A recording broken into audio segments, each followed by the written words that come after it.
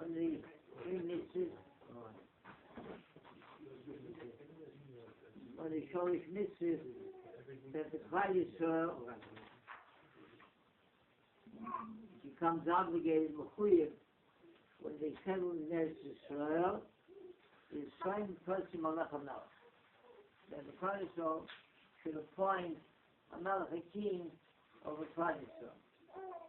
And mentions there what the Melech has to have once he's appointed.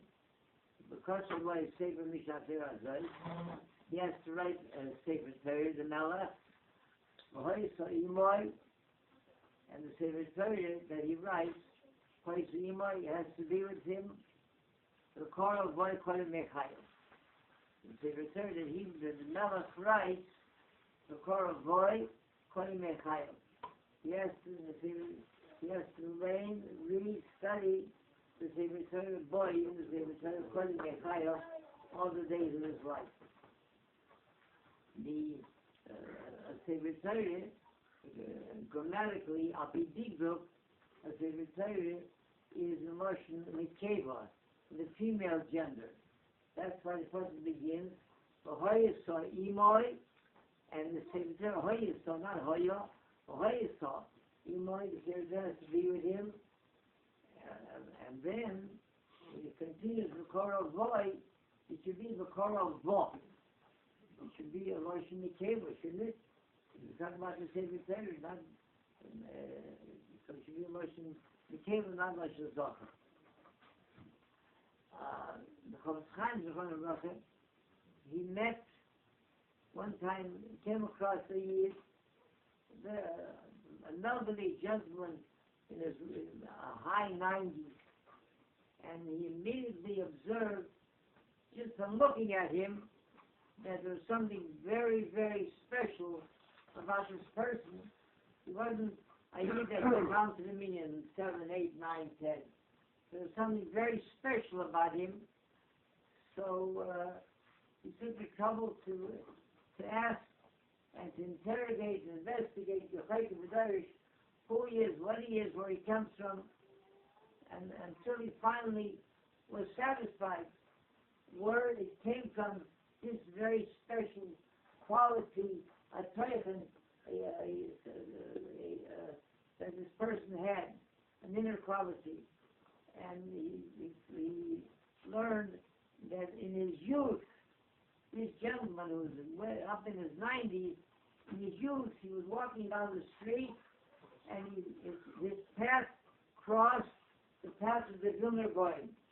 So by glancing once at the Vilna Goyim, this remained with him for his entire life, for some 75 years later. The chapter of the Melech, by Klal Yisrael, he has to be a person of such Torah quality, such a Torah Yishameh, that because of what he said on Mishnah Torah, he writes in Sefer Torah, and his Torah has to be with him, and then he himself becomes a living Sefer Torah, the Korah void, that whoever sees a Melech, they see the Korah void, she's defended him as Torah. That's what the Melech has to be. When the Chavetz Chaim left this world, the skies were darkened, and someone turned to Hevesi Hashemei Batzarai. The Chavetz Chaim left this world, a leader of Klal Yisrael. So someone approached Rabbi Fishbain, one of the great sages, one of the great of that door, and he said to him, Rebbe, he says, the whole Klal Yisrael became orphaned for your signing. What's going to be with us now?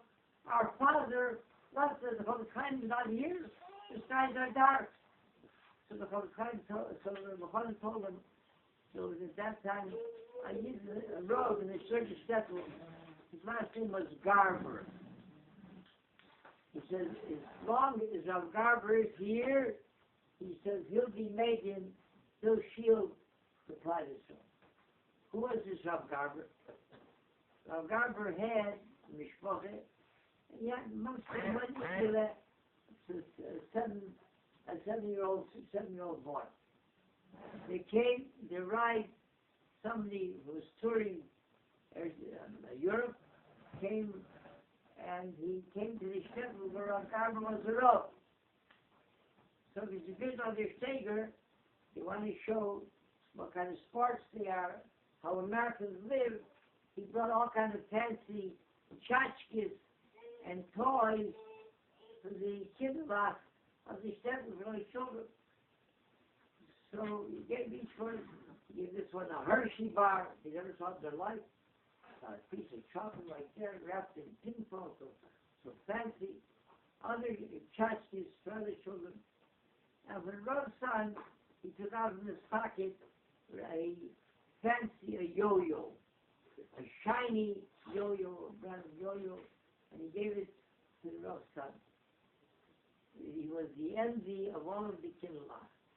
A toy like that, to own a yo-yo is like not owning a place more than the very fancy cars. Lamborghini, Lamborghini. It's a very, very fancy car. Own for yourself a yo-yo. So he approached him, the singer who envied the Rav's son, who got a yo-yo. He approached him. He said, I have some very, very fancy toys. He said, maybe we'll make a trade. He takes out from one pocket, he takes out some magic coins. He said, maybe we'll trade this for this. He said, no. And then he takes out some something tchotchkes. From every pocket, something novel toys. And he said, so let's make a trade. He said, no, none of this is, I'm not ready to negotiate to give up a yo-yo for what you have. He says, what can I give you then that we should make the deal that I could own that yo-yo? So he looked at him and says, you know what? You give me your Adam Habit. You give me your Adam Habit, I'll give you my yo-yo. That's all you want? He says, yeah. We shake hands and make a deal. He says, here's my yo-yo, and you're giving me Adam Habit. Yeah, I did. Some 25 years passed, and their paths crossed again. The new owner of the yo-yo, and the one who came in possession of his Adam Habit. He says to me, he says, I was a child, a nigger. He says, not mature. He says, I didn't understand really what I was doing when I traded Adam Habit for a yo-yo. He says, you know what, here's the yo-yo. There's no mileage on it, not a scratch, nothing whatsoever. He says, I very good. He says, here's your yo-yo, and please give me back my Adam Habit. He said, oh no, a deal is a deal. He said, but I didn't know what I was doing. I was an Indian, this and that. I wanted that yo-yo. He said, that's it. He says, the yo-yo, I'm not going to release the Adam Habit for the yo-yo. We give away, in our life sometimes we give away Adam Habit for less than yo-yos also. So when we